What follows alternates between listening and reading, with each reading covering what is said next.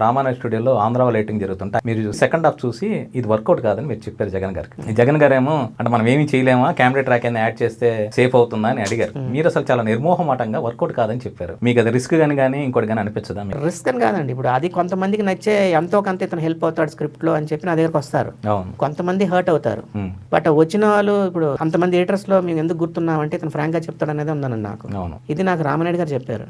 ఎందుకంటే ప్రతి సినిమాకి నా ఒపీనియన్ అడిగారు, నేను ఫ్రాంక్ గా చెప్పేవాడిని. ఆయన సినిమా రిలీజ్ అయిపోయింది అందరిని పిలిచి ఇతను ఒకడే కరెక్ట్ గా చెప్పాడు సినిమా ఆడుతుంది ఆడదు అని మెచ్చుకుండేవాడు.